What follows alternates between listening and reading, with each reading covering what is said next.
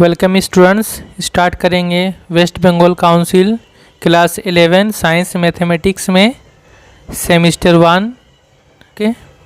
तो सेमिस्टर 1 जो है इसका जो पहला यूनिट है उस पहले यूनिट में 3 चैप्टर है। पहला चैप्टर है सेट, दूसरा है रिलेशन एंड फंक्शन और जो तीसरा है वो है ट्रिग्नोमेट्रिक फंक्शंस।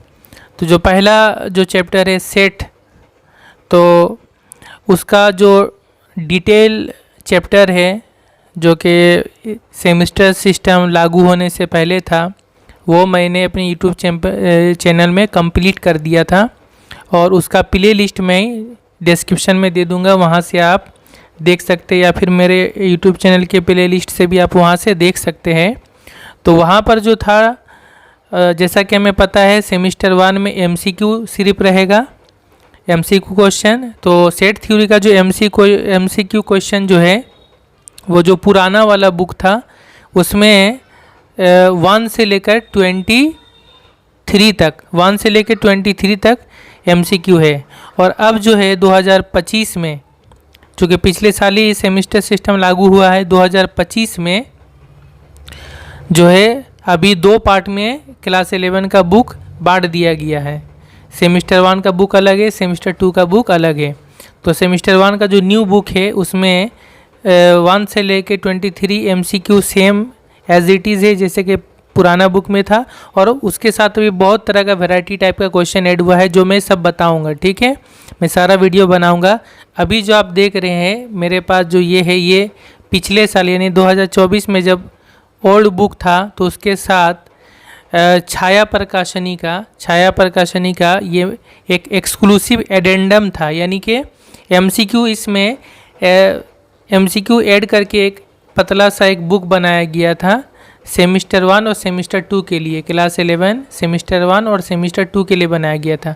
तो इसका जो MCQ है मैं उसको सॉल्व करूँगा, और इसके साथ साथ अब सेमेस्टर 1 का जो न्यू बुक आया है उसको भी मैं सॉल्व करूँगा, उसका बाकी MCQ। ठीक है, तो इसमें ये भी, और इसके साथ साथ ये जो एक्सक्लूसिव एडेंडम था यानी एक्स्ट्रा ऐड किया गया था MCQ का एक बुक, तो इसमें बहुत सारा प्रैक्टिस पेपर भी है। बहुत ही अच्छा बुक है, अगर आपको मिल जाता है तो ठीक है, वरना आप यहाँ से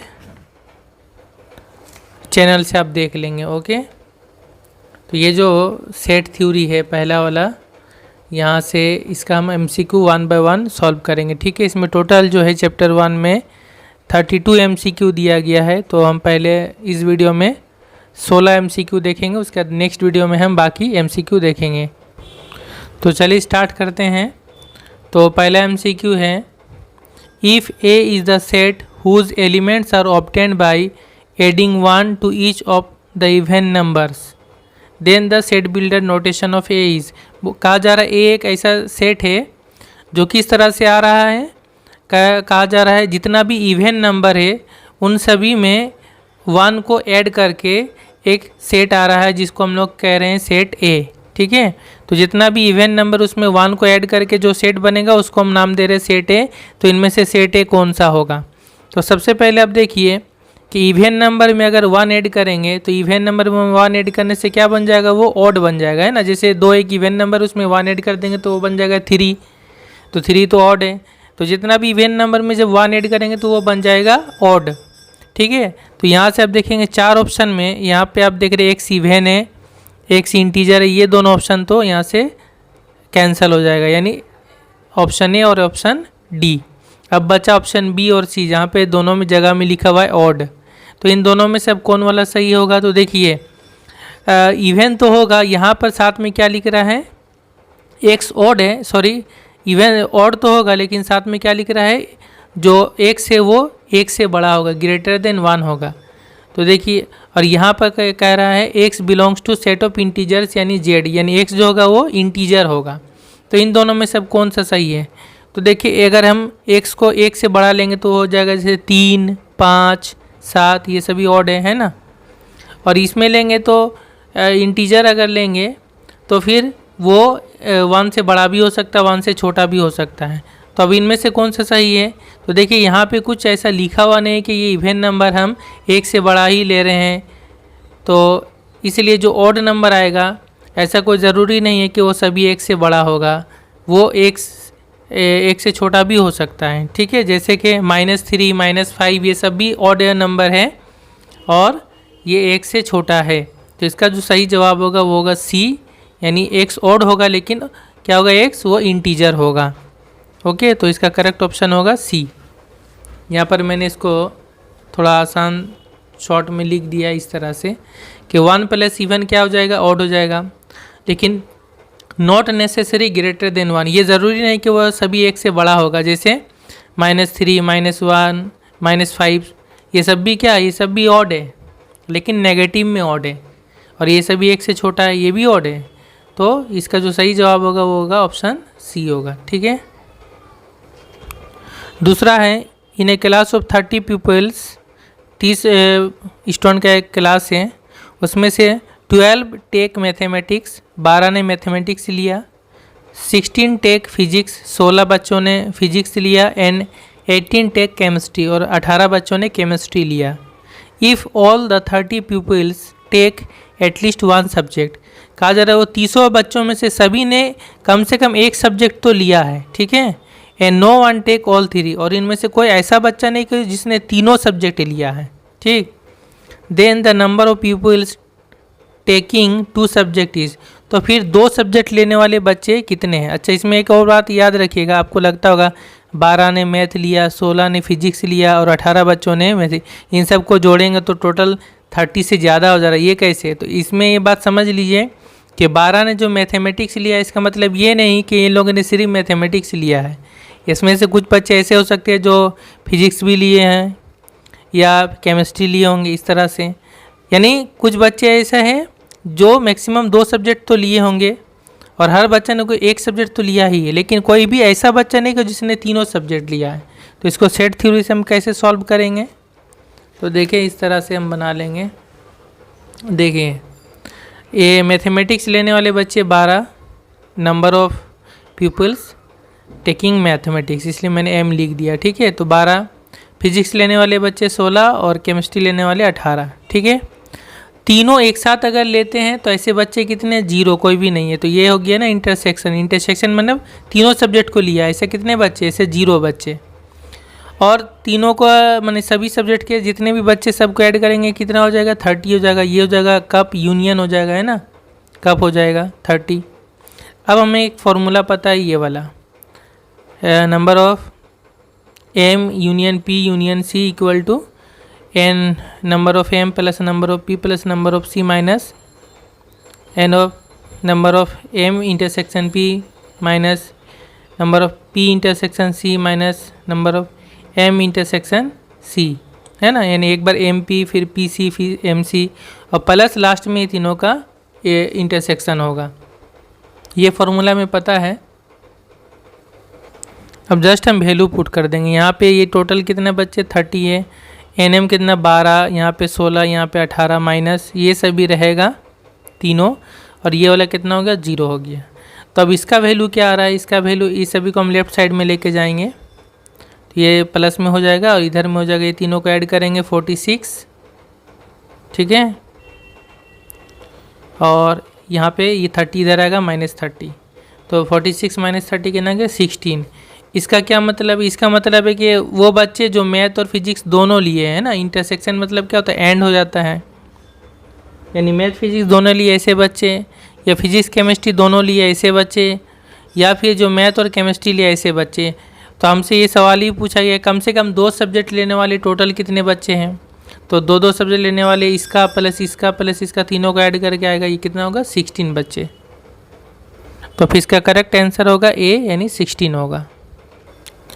तीसरा है question, for any 2 sets A and B, कोई भी 2 सेट ए और बी के लिए A intersection A union B equal to इनमें से कौन सा होगा। तो देखें यहाँ पर जो है आप देख सकते हैं कि इसका मतलब क्या है, ए यूनियन मान लीजिए ये सेट ए है और ये सेट बी है। ठीक है, तो ए यूनियन बी मतलब क्या होगा, ये पूरा दोनों को एक साथ मिला के यूनियन बी होगा। ठीक है, और ये बीच में जो कॉमन है इसको हम लोग कहते हैं इंटरसेक्शन बी। तो हमें क्या करना है, ए यूनियन बी यानी इस पूरे के साथ किसका इंटरसेक्शन लेंगे हम, ए का। ठीक है, तो देखिए ये पूरा है, ये दोनों मिलाकर पूरा, और उसके साथ अगर हम इंटरसेक्शन लेते किसी एक का, यानी ए का या बी का, तो ये छोटा वाला ही आएगा। ठीक है, ये पूरा के साथ अगर हम ए का इंटरसेक्शन लेंगे तो ए आएगा, और अगर इस पूरा के साथ ए यूनियन बी के साथ अगर बी का इंटरसेक्शन लेंगे तो बी ही आएगा। ये हमें पता है, क्योंकि जब हम दो सेट का इंटरसेक्शन लेते हैं तो उसमें जो कॉमन पार्ट होता है वो आता है। तो ये पूरा के साथ ये वाला अगर हम दोनों का कॉमन देखेंगे तो ये ए ही कॉमन होगा। लेकिन अगर हम सेट थ्योरी से इसको सॉल्व करेंगे तो इस तरह से होगा, यहाँ डिस्ट्रीब्यूटिव लॉ लगाएंगे हम, तो ए इंटरसेक्शन और ये वाला ए आएगा पहले, फिर ये बीच का यूनियन आएगा, फिर ए इंटरसेक्शन और फिर बी आ जाएगा। ठीक है, ये जो यूनियन है बीच में वो बीच में ही रहेगा, एक मतलब ए के साथ ए का और एक मतलब ए के साथ बी का, ये क्या होगा, इंटरसेक्शन होगा। अब ए के साथ ए का इंटरसेक्शन ए होगा और यूनियन इसके ए इंटरसेक्शन बी, यानी ये वाला। ठीक है, अब ए इंटरसेक्शन बी कौन सा पार्ट है, ये वाला पार्ट है, ये जो आप देख रहे हैं डार्क पार्ट, और ए कौन सा है, ये ए के साथ इस पार्ट का अगर हम यूनियन लेंगे, यानी इन दोनों को अगर हम जोड़ेंगे, यूनियन लेंगे, तो फिर हमारा पास क्या आएगा, ए ही तो आएगा। ये पूरा ए है, उसके साथ इसी का हम यूनियन ले रहे हैं जो कि ए का ही पार्ट है, तो फिर तो घूम कर ए ही आएगा। तो इसका करेक्ट ऑप्शन होगा ए आंसर है, तो करेक्ट ऑप्शन होगा सी। इसका करेक्ट ऑप्शन होगा सी। ठीक है, नेक्स्ट क्वेश्चन नंबर 4 है, A1, A2 and A3 are 3 sets, ये तीनों सेट है such that B1 equal to A1, B2 equal to A2 minus A1 and B3 equal to A3 minus A1 union A2। तो ये B1, B2, B3 लिखा हुआ है, तो बोला इनमें से कौन सा करेक्ट है। ठीक है, यहाँ जो स्टार है तो इसका आंसर हिंट दिया हुआ है, देखें। तो इसको हम लोग जो है यहाँ वेन डायग्राम से समझेंगे। ये मान लीजिए ये वाला जो है ये हो गया A1, तो A1 और B1 तो सेम ही है। अच्छा, उसके बाद ये मान लीजिए ये है A2 और ये है A3। ठीक है, A1, A2, A3, ये 3 सेट हो गया।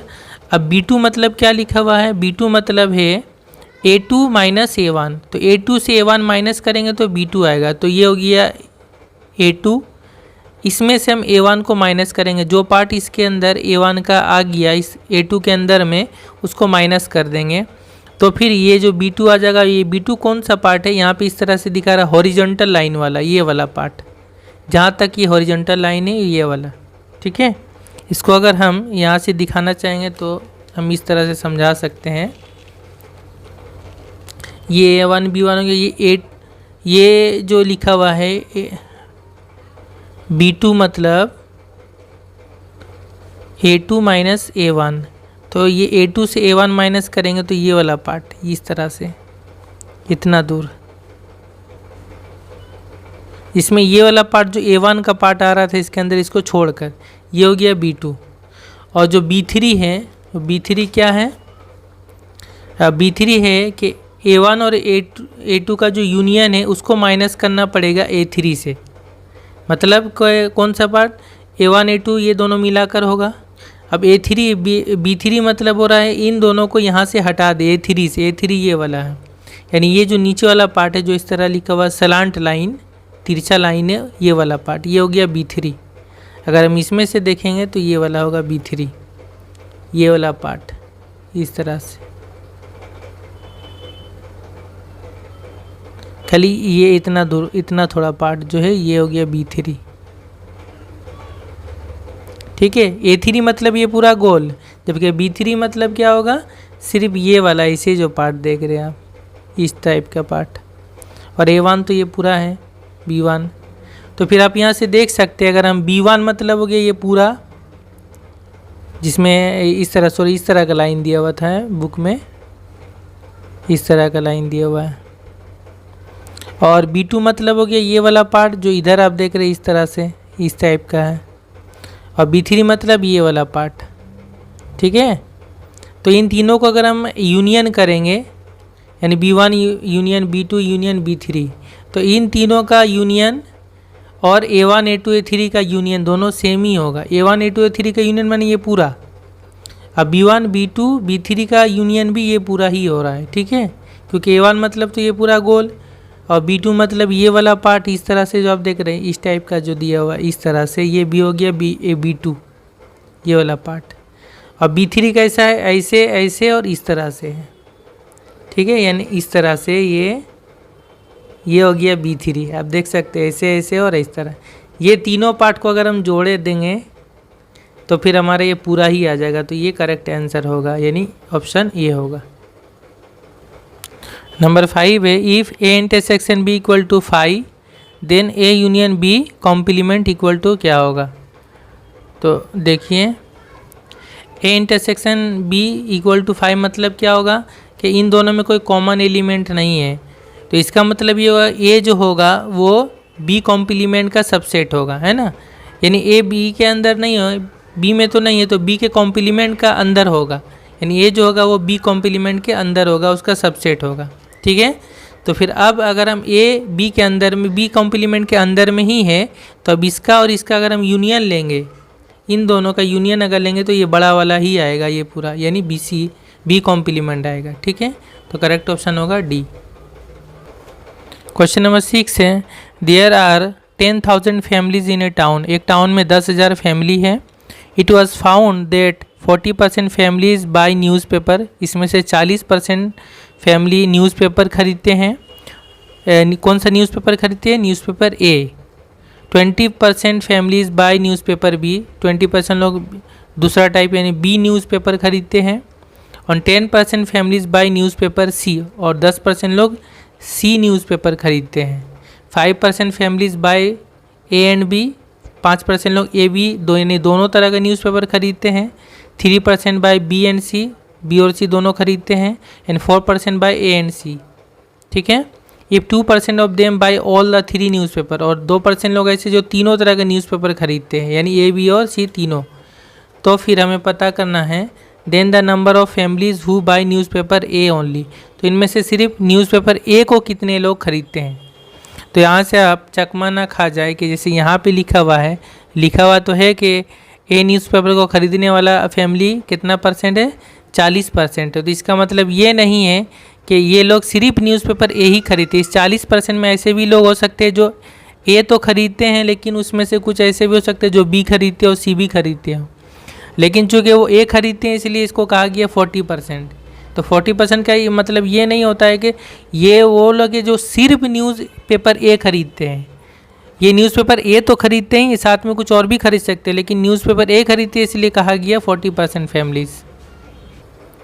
तो मान लेते हैं पी एक ऐसा सेट है जो कि न्यूज़पेपर ए खरीदते हैं, क्यू मतलब ऐसा फैमिली जो न्यूज़पेपर बी खरीदते हैं, और आर मतलब ऐसा फैमिली जो न्यूज़पेपर सी खरीदते हैं, और एस हो गया यूनिवर्सल सेट। तो इसका मतलब क्या होगा, पी यानी ये न्यूज़पेपर ए खरीदने वाले कितने हो गए, 10,000 का 40% यानी 4,000। और उसके बाद एन क्यू यानी बी न्यूज़पेपर खरीदने वाले 20% यानी 2,000।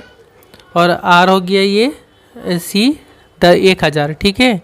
इसी तरह ए और बी दोनों न्यूज़पेपर खरीदने वाले जितना परसेंट है आप उस तरह से निकालेंगे, 500 फैमिली होगा, यानी जितना परसेंट दिया उतना इंटू 10,000 कर देंगे, ठीक है। ये क्यू एन आर दोनों बी और सी न्यूज़पेपर खरीदने वाले कितने हो गए, 300 लोग हो गए। और आर इंटरसेक्शन पी यानी आर ओ पी ए और सी न्यूज़पेपर खरीदने वाले 400 लोग हो गए। तीनों तरह का न्यूज़पेपर खरीदने वाले 200 लोग हो गए, ठीक है। और टोटल है 10,000 फैमिली। हमें क्या पूछा गया, हमें ये पूछा गया कि सिर्फ न्यूज़पेपर ए को खरीदने वाले कितने लोग हैं।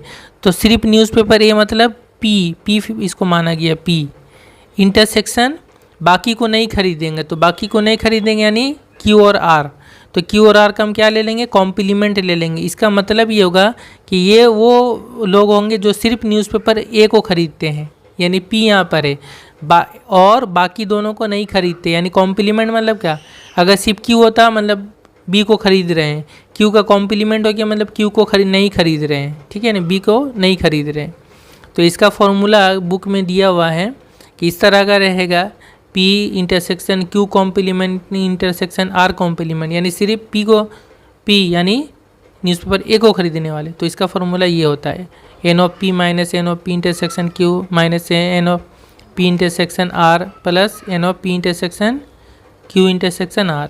तो अब जस्ट वैल्यू सारा बैठा के यहाँ से कितना आ जाएगा, 3300। तो 3300 लोग ऐसे होंगे जो सिर्फ न्यूज़पेपर ए को खरीदते हैं। नेक्स्ट देखिए क्वेश्चन नंबर 7 है, out of 40 boys 30 can swim, 40 लड़कों में 30 लड़के तैरना जानते हैं, स्विम करना जानते हैं। 27 कैन प्ले चेस, 27 लड़के चेस खेलना जानते हैं। And only 5 can do neither, और 5 लड़के ऐसे जो कुछ भी नहीं जानते। तो कहा जा रहा है how many can swim only, तो इनमें से सिर्फ जो तैरने जानते हैं ऐसे कितने लोग होंगे। ठीक है, तो आप समझ सकते हैं यहाँ लिखा हुआ है ना 30 लोग तैर सकते हैं, तो इसका मतलब ये नहीं कि ये सिर्फ तैरना ही जानते। इस 30 में ऐसे भी कुछ हो सकते हैं जो चेस भी खेलना जानते हो, तो उसको माइनस करके बाकी आ जाएगा आपका कितने लोग सिर्फ इसमें तैरना जानते हैं। तो फिर देखिए इसको हम कैसे बनाएंगे। सबसे पहले तो टोटल कितने जो बच्चे स्विम, इस मतलब स्विम करना है, स्विम करने वाले बच्चे 30 है, चेस खेलने वाले 27 है। 5 तो ऐसे जो कुछ नहीं जानते हैं, ना स्विम ना चेस। तो फिर तो हम निकालेंगे S union C. S union C मतलब ऐसे number of boys who can do either swimming और चेस और बोथ।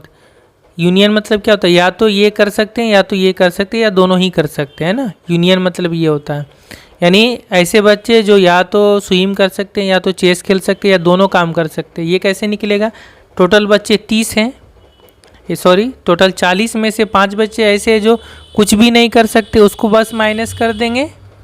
तो 35 बच्चे कुछ ना कुछ तो कर सकते हैं, यानी या तो चेस खेल सकते हैं या फिर स्विम कर सकते हैं या दोनों ही काम कर सकते हैं। ये हो गया N of S union C. ठीक है, उसके बाद एस यूनियन सी का फॉर्मूला लगा देंगे हम।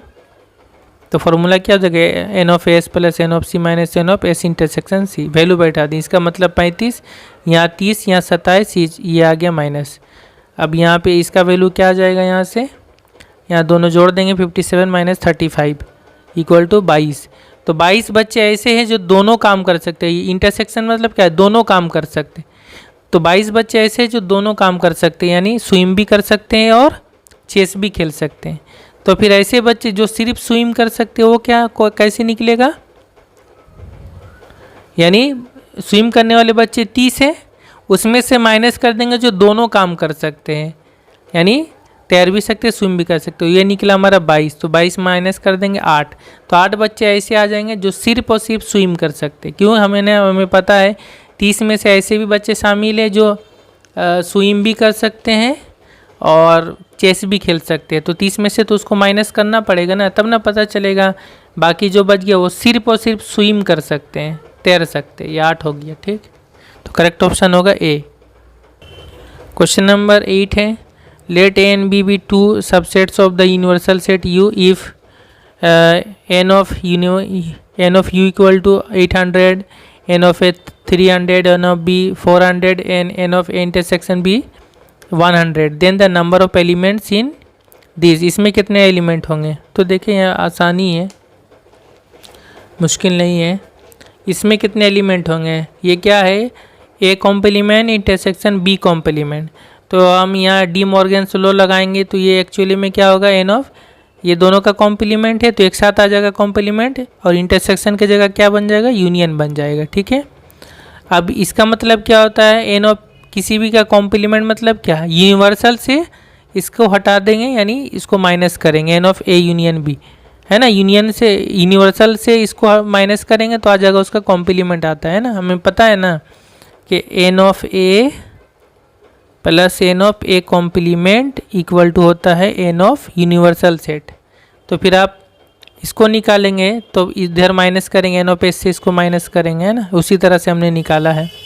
अब इसका मतलब है 800, इसको फॉर्मूला में तोड़ दें, N of A plus N of B minus N of A intersection B, just इसका वैल्यू सब पुट कर दें, ये 600 हो जाएगा। 800 से 600 माइनस करेंगे 200 आ जाएगा। ठीक है, क्वेश्चन नंबर 9 है, if A and B are any two sets then the value of this A intersection B complement is. देखिए कैसे होगा, ये भी मुश्किल नहीं है, आसानी है। हमें इसका वैल्यू निकालने के लिए बोला गया है। ठीक है, तो ए इंटरसेक्शन बी का कॉम्प्लीमेंट, डी मॉर्गन्स लॉ लगा दे तो ए कॉम्प्लीमेंट और इंटरसेक्शन बन जाएगा यूनियन बी कॉम्प्लीमेंट। अब यहाँ डिस्ट्रीब्यूटिव लॉ लगा दे तो ए के साथ ए का पहले कॉम्प्लीमेंट हो गया, इंटरसेक्शन होगा union A intersection B complement. अब देखिए ए और ए कॉम्प्लीमेंट का इंटरसेक्शन क्या होता है, फाई होता है यूनियन, और इसको लिखेंगे। अब इन दोनों का अगर यूनियन लेंगे, फाई के साथ किसी का भी यूनियन लेंगे तो यही वाला होगा इंटरसेक्शन बी कॉम्प्लीमेंट, यानी करेक्ट ऑप्शन होगा डी। क्वेश्चन नंबर 11 है, sorry question number 10। Set A है 1 2 3 4 5, सेट बी है 2 4 6 एंड सेट सी है 3 4 6। तो फिर इसका वैल्यू क्या होगा, then A union B intersection C. Easy है, आप चाहे तो डायरेक्ट में एक बार में भी कर सकते हैं। पहले तो आप ऐसे भी कर सकते हैं कि ए यूनियन बी निकाल ले, फिर उसके बाद उसके साथ सी का इंटरसेक्शन कर ले। यहाँ मैंने डिस्ट्रीब्यूटिव लॉ लगा दिया तो ए के साथ इंटरसेक्शन सी हो जाएगा, फिर यूनियन बीच में, अब बी इंटरसेक्शन सी हो जाएगा।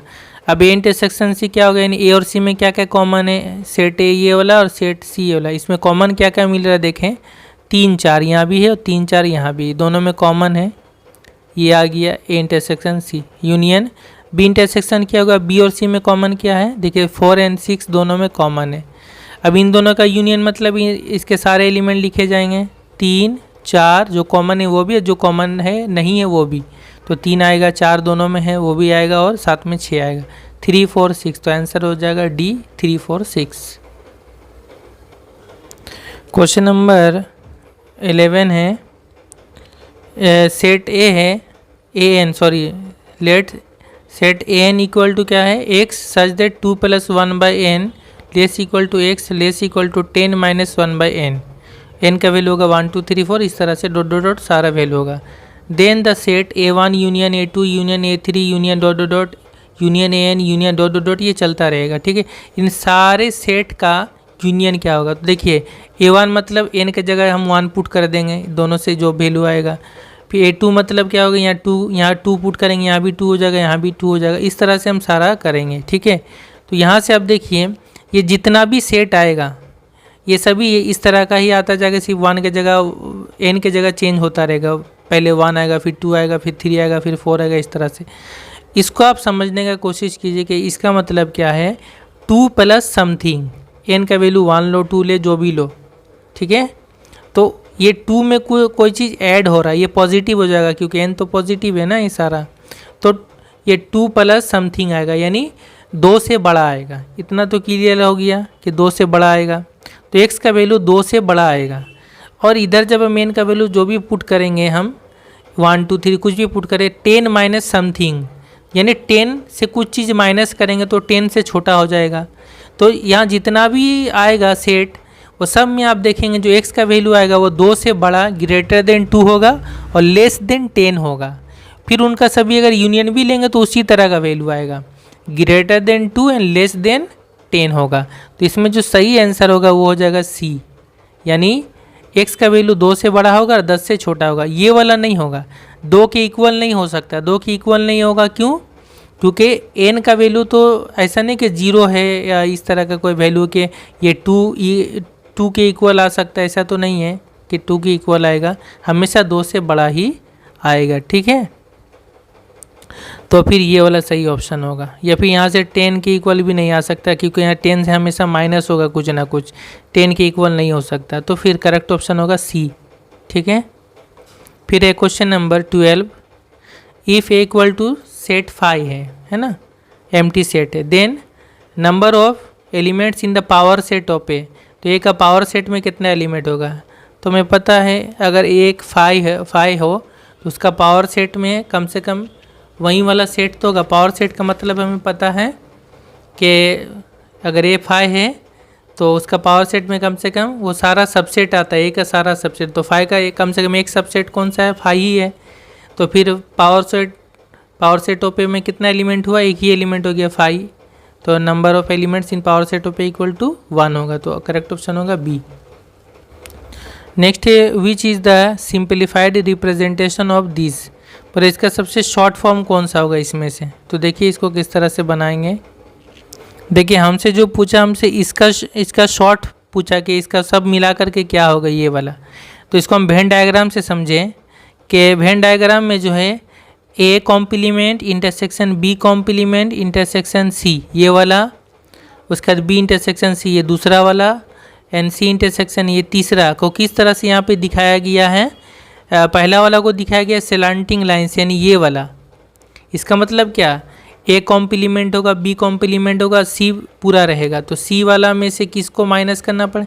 ए कॉम्प्लीमेंट मतलब क्या, ये तो सेट ए है, उसको माइनस करके हटा करके बाकी पार्ट, ठीक है, तो इसमें से सेट ए हट जाएगा, यहाँ सी वाला जो सी पूरा में से ए का जो भी पोर्शन होगा वो हट जाएगा। उसी तरह बी कॉम्प्लीमेंट में सी में से बी का पोर्शन भी हट जाएगा, तो बचेगा ये तीसरा वाला पार्ट, ये वाला जो स्लैंटिंग लाइन है इस टाइप से, ये नीचे वाला ऐसे करके जो है ये पार्ट होगा, ये पहला वाला पार्ट। दूसरा पार्ट है बी इंटरसेक्शन सी, बी और सी का इंटरसेक्शन, तो ये सेट बी है और ये सेट सी, इसका इंटरसेक्शन ये वाला पार्ट होगा, इस तरह से, जो इस तरह से लिखा हुआ है हॉरिजॉन्टल लाइन, ठीक है, sorry vertical, B intersection C ना, वर्टिकल लाइन से, बी इंटरसेक्शन सी, सॉरी ये हॉरिजॉन्टल लाइन होना चाहिए इस तरह से, बी और सी का इस तरह से। और तीसरा वाला है सी इंटरसेक्शन, यानी सी और ए का इंटरसेक्शन इस तरह वर्टिकल लाइन होना चाहिए, यहाँ पे वर्टिकल होता है, यहाँ हॉरिजॉन्टल होता है, ये वाला पार्ट। तो अब ये तीनों का हम क्या कर रहे हैं, ये वाला पार्ट ये नीचे वाला पार्ट है, ये वाला बी इंटरसेक्शन सी ये वाला पार्ट है, और सी इंटरसेक्शन है ये वाला पार्ट है इस तरफ का।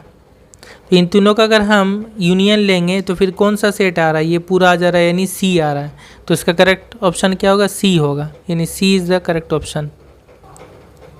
नेक्स्ट है क्वेश्चन नंबर 14 है, N denotes the set of natural number, ये सेट ऑफ नेचुरल नंबर को बता रहा है, यानी 1 2 3 4 सारा।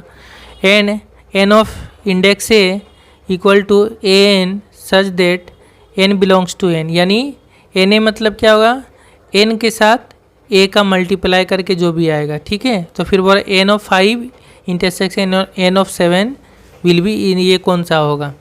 तो देखिए एन ऑफ 5 यहाँ पे अगर जब बोलेगा तो ए के जगह में 5 पुट करेंगे, यहाँ भी ए के जगह में 5 पुट करेंगे, ठीक है, इस तरह से। एन ऑफ 5 क्या होगा, ये जगह ए के जगह में 5 पुट कर देंगे तो ये 5n होगा। 5n का मतलब क्या होता है, अरे n होगा यहाँ पे नेचुरल नंबर, तो 5n का मतलब 5 का मल्टीपल, यानी 5 का पहाड़ा, 5 10 15 20 इस टाइप से। और n ऑफ 7 मतलब 7n, यानी 7 का मल्टीपल, 7 7 दूनी 14 21 इस तरह से सभी। तो अब इन दोनों का इंटरसेक्शन लेना पड़ेगा, तो इसका और इसका इंटरसेक्शन मतलब क्या 5 10 15 इस तरह से। तो इसमें से जो कॉमन आएगा, कॉमन क्या आएगा, आगे चलते जाएंगे तो आएगा 35, इसमें भी आएगा 35 7 के पहाड़ा में। तो पहला एलिमेंट जो कॉमन आएगा 35, अगला आएगा 70, ऐसे यानी 35 का पहाड़ा ये चलेगा। तो इन दोनों का जो यूनियन इंटरसेक्शन होगा वो क्या होगा 5 7 35, तो 35 का ये चलेगा सारा। तो इसका करेक्ट ऑप्शन होगा बी वाला N35। क्वेश्चन नंबर 15 है, Z denotes the set of integer, ये सेट ऑफ इंटीजर को डिनोट कर रहा है। Then the number of elements of the set this a comma B such that 2a² + 3b² equal to 35 a comma B belongs to Z. तो बोला इस set में कितने एलिमेंट होंगे टोटल, तो ये यानी हमें ए और बी को क्या लेना होगा, इंटीजर लेना होगा, और पुट करके देखते रहना पड़ेगा कि 35 की इक्वल आ रहा है तो ऐसा कितना पेयर बनता है, उतना हो जाएगा हमारा टोटल नंबर ऑफ एलिमेंट। तो देखिए इसको सॉल्व करके यहाँ दिखाया है कि इस तरह से करना पड़ेगा। सबसे पहले ये दिया हुआ यहाँ से हम a² का वैल्यू निकाल लेंगे, a² का वैल्यू आ रहा है इस तरह से। अब देखिए कि हम यहाँ पे क्या करेंगे, जैसे हम इक्वेशन में करते b का वैल्यू अपने मन से पुट करेंगे, वहाँ से a का वैल्यू आएगा। तो यहाँ पर सबसे पहले हम b 0 नहीं पुट कर सकते, यहाँ हम b 0 नहीं पुट करेंगे क्योंकि 0 अगर हम पुट कर देंगे तो 35/2 आ जाएगा, जबकि a b इंटीजर है और होल स्क्वायर है वो बटा में नहीं आएगा, ठीक है, इंटीजर तो बटा में नहीं होता, तो यहाँ b 0 नहीं हो सकता, वरना ये 35/2 आ जाएगा। a का वैल्यू आ जाएगा √35/2, जो कि a का वैल्यू नहीं हो सकता क्योंकि a क्या है, इंटीजर है। तो फिर अब हम b के जगह में क्या चूज़ करें, तो b के जगह में हो सकता है या तो 1 हो सकता है या -1 हो सकता है, तो दोनों वैल्यू लिया है +-1, तो ये वैल्यू पुट करेंगे यहाँ पर, प्लस लो 1 या माइनस लो 1, उसका स्क्वायर करेंगे तो 1 ही होगा, 3 × 1 3 होगा, इसको माइनस करेंगे 32 हो जाएगा, 2 से डिवाइड करेंगे 16 आएगा। a² मतलब 16, तो ये मतलब क्या आएगा +-4। तो पेयर क्या बनेगा, a अगर हम लेंगे 4 तो इसके साथ 1 ले सकते हैं 4,1, फिर 4 के साथ -1 ले सकते हैं, फिर -4 के साथ 1 ले सकते हैं, फिर -4 के साथ -1 ले सकते हैं। तो कितने एलिमेंट मिला? 4 एलिमेंट मिल गए यहाँ से। दूसरा हम b का वैल्यू 2 नहीं ले सकते, 2 या -2 नहीं ले सकते, वरना फिर वो क्या आ जाएगा, फ्रैक्शन में आ जाएगा, जो कि a का वैल्यू नहीं होगा। तो अब हम क्या ले सकते हैं, 3 ले सकते हैं, +3 -3 दोनों ले सकते हैं। देखना पड़ेगा कि वो फ्रैक्शन में नहीं आया, तो +-3 अगर लेते हैं तो देख रहे हैं हम कि इसका 3 का स्क्वायर या -3 का स्क्वायर 9 हो जाएगा, इंटू करके आ जा रहा है कितना 4, यानी a का वैल्यू +-2 आएगा। तो b +-3 और a हो गया +-2, जोड़ा पेयर बनाएंगे तो 2 और 3 ले सकते हैं, मैं 2 और -3 ले सकते हैं, फिर -2 3 ले सकते हैं, फिर -2 -3 ले सकते हैं। कितना एलिमेंट हो गया? 4, और इधर 4 8 एलिमेंट हो गया। इसके अलावा क्या और भी वैल्यू ले सकते हैं b का? तो b का इसके बाद हम वैल्यू नहीं ले सकते हैं, 3 के बाद 4 5 अगर हम लेने जाएंगे तो उसको इंटू करेंगे और फिर यहाँ 35 से माइनस करेंगे तो नेगेटिव में आ जाएगा, जो कि a का वैल्यू नहीं हो सकता। तो यही 2 वैल्यू हो सकता है, b का वैल्यू +-1 हो सकता है या फिर +-3 हो सकता है, इसके बाद नहीं होगा। और इसके लिए हमें a का वैल्यू इस तरह मिल रहा है, तो हमें टोटल पेयर कितना मिल रहा है? 4 पेयर यहाँ और 4 पेयर यहाँ पर मिल रहा है। टोटल नंबर ऑफ एलिमेंट्स हो गया 8, तो करेक्ट ऑप्शन होगा बी। और लास्ट है क्वेश्चन नंबर 16 है, for 2 sets a and b, n of a minus B 14 plus K, n of b minus A 3 K, n of a intersection b K, if n of a equal to n of b, then इसमें से k का value कौन सा होगा? तो देखिए ये भी आसानी है, थोड़ा सा समझना होगा। ये सभी वैल्यू दिया हुआ है, हमें ये फार्मूला पता है n of a union b वाला फार्मूला, इसको लिखेंगे, सबका वैल्यू लिखेंगे। n of a union b मतलब क्या होगा? ये वाला a यूनियन b, हमें पता है ये अगर हम यूनियन करते हैं b, तो ये वाला पार्ट जो होता है लेफ्ट साइड वाला ये a माइनस बी होता है, बीच वाला a इंटरसेक्शन b होता है, और ये राइट वाला b माइनस a होता है। ठीक है, ये तीनों को जोड़ेंगे तो क्या आएगा? a union b। तो ये तीनों को जोड़ के आए n यूनियन b, इसका वैल्यू कितना हो जा रहा है इसका? ये तीनों को जोड़ के a माइनस बी वाला होगा 14 प्लस के, ये पहला वाला, प्लस ये a इंटरसेक्शन b वाला कितना है?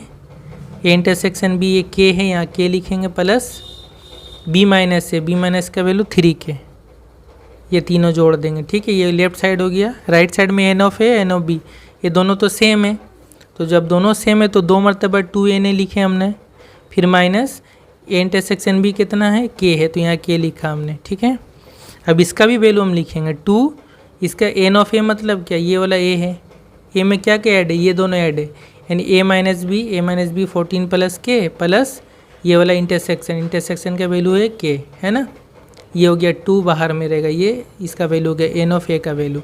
अब इंटू कर दे, 14 दूनी 28 प्लस यहाँ पे k और k 2k into 2 4k minus k, ये सारा हम सिंपलीफिकेशन करके k का वैल्यू कितना आएगा? 7 आएगा। ठीक है, ये हो गया हमारा 16 MCQ। नेक्स्ट वीडियो में मैं बाकी बनाऊँगा MCQ, और जो है ये जो भी मैंने बनाया क्वेश्चन के साथ PDF में डिस्क्रिप्शन में दे दूँगा, आप वहाँ से इसको डाउनलोड करके भी रख सकते हैं, देख सकते हैं। Okay, thank you very much for watching.